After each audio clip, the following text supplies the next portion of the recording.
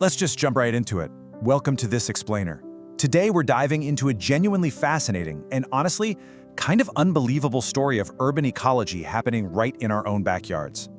You know, when we think of Los Angeles, we immediately picture Hollywood, the bright lights, the sprawling, luxurious boulevards. It's the ultimate symbol of the American dream, right? Well, as we're going to see today, that glamorous surface actually hides a dark, suffocating reality. It's a massive problem that we humans created, but surprisingly, only nature could solve.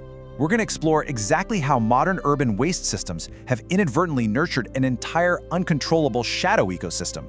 So to really wrap our heads around the massive scale of this crisis, we've got to start with this absolutely staggering number, 10 million. That's the estimated rat population currently spreading through the city's underground sewer systems right now. Yep, you heard that right, 10 million. That is literally more rats than there are human beings living within the entire city limits. They're turning the whole area into a massive hotspot for infection. But how on earth did it get this bad? Where are they all coming from? Well, the root cause isn't actually that far from the city center. It's the Puente Hills landfill. This site is massive, spanning over 300 hectares, and it takes in anywhere from 3,000 to 7,000 tons of waste every single day. And over the years, that unimaginable mountain of trash hasn't just sat there. It has literally risen into garbage mountains up to 150 meters high. To put that into perspective, that is a skyscraper made entirely out of our leftovers. Think about it. 10,000 tons of total waste dumped across all of LA every single day. That trash isn't just sitting idle. It is actively nurturing an explosive, parallel ecosystem right beneath those bright Hollywood lights. As our waste grows way faster than our ability to actually process it, the whole system overloads. And when that happens, the smallest creatures, the rats, the bacteria, the insects, they don't just survive in it, they completely take over.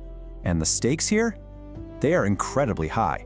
Consider this. Just a single pair of rats, because their reproductive cycle is only a few weeks, can produce 100 offspring in a single year. 100. That growth rate is vastly faster than any human response could ever hope to be. But honestly, it's the disease factor that's truly terrifying. LA has recorded noticeable spikes in leptospirosis. That's a bacteria transmitted through rat urine that can literally cause liver and kidney failure. And even worse, they carry the hantavirus. It's a rare but incredibly dangerous virus with a fatality rate hovering right around 40%. When you're talking about 10 million rats, this isn't just about a few isolated incidents anymore. It's a real, existential threat to the city. Which brings us to the human failures, and how our millions of dollars actually only made things worse. At first, relying on LA's estimated 2.5 to 3 million feral cats probably seemed like a pretty clever natural solution, but man, did it backfire spectacularly. Here's what happened. First, the rats are mostly active at night, and they hide deep, deep down in the sewer systems. Second, the cats simply can't reach them down there. Third, because the cats obviously still need to eat, they shift to much easier targets. Get this. Free-roaming cats actually kill between 1.3 and 4 billion birds annually in the US. It's a staggering number. And finally, step 4, with those birds disappearing, a totally crucial link in the food chain just vanishes. That causes insect populations to surge wildly out of control, and the rats, they remained completely untouched. The whole operation was a total disaster. So this city pivoted to chemistry, rolling out massive rodenticide or, rat poison campaigns across parks and sewer systems. But this backfired too. Turns out 70% of birds of prey in California, like your hawks and your owls, were found carrying traces of these anticoagulant toxins in their bodies. By trying to poison the rats, we inadvertently poisoned the native food chain, which just further crippled nature's own built-in pest control system. And we spent an absolute fortune doing it. Despite dropping up to $40 million a year on pest control and urban sanitation programs, the problem just kept replenishing itself. Why? Because you can poison all the rats you want in one specific neighborhood, but with those 150-meter-high garbage mountains providing an endless all-you-can-eat buffet just down the road, millions more rats simply breed in the underground network and refill those cleared-out areas in a matter of weeks. It was essentially an expensive battle with zero end in sight. Let's completely shift our perspective for a minute and look at a paradigm shift, how treating pests as a resource changes absolutely everything. There is a super stark contrast between two very different cultural mindsets here. On one side, you have the US, right? We view rats exclusively as pests that must be exterminated, which leads to this endless, ridiculously costly battle we just talked about. But let's look at the other side. In countries like Vietnam, rats are often seasonally collected and sold in markets as food. And in rural parts of China, they take it a step further, rats are actively farmed on a massive scale in controlled facilities to supply restaurants. They aren't an enemy, they're controlled as part of a highly profitable value chain. I absolutely love this quote from our research. An ecological problem has been transformed into an economic resource. It really hits the nail on the head. When every single solution in the US revolves strictly around extermination, the city isn't really solving the problem. It's just helplessly fighting the symptom. This contrast forces us to ask a pretty profound question. If humans had tried literally everything and still completely failed, could the ecosystem somehow rebalance itself in another way?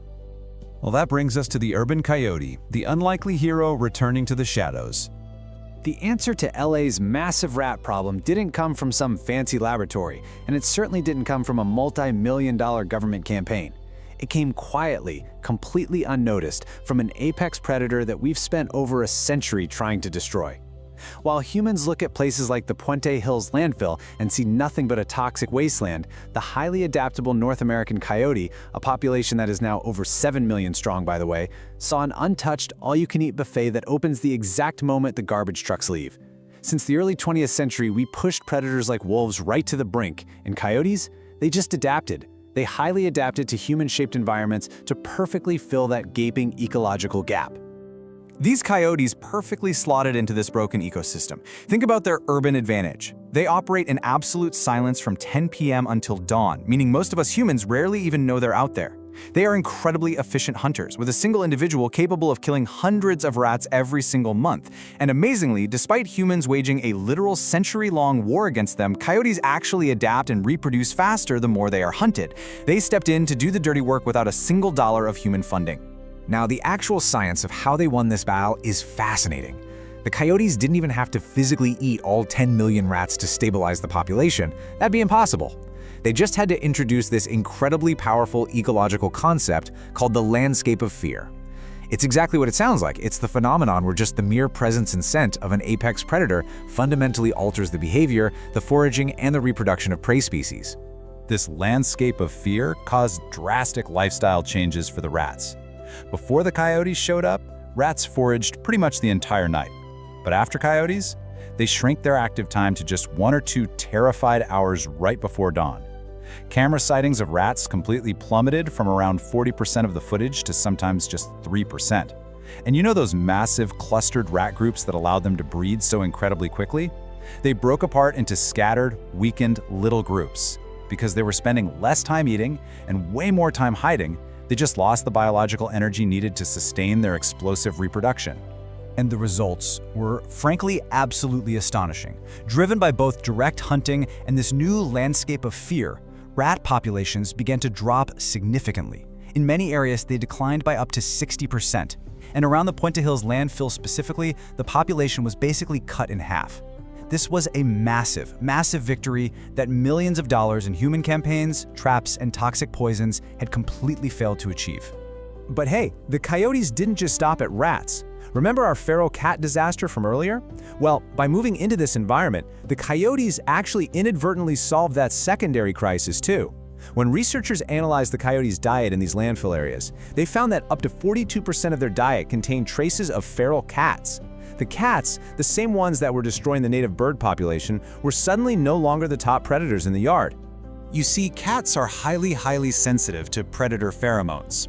Driven out by the lingering scent of coyotes, and obviously by direct hunting, the feral cat populations around these landfill areas just completely crashed. In some places, they dropped by an incredible 50 to 90%, practically disappearing altogether from the immediate hunting grounds. And that leads us to the most beautiful part of this explainer, nature restoring the balance and the spectacular chain reaction of ecological recovery.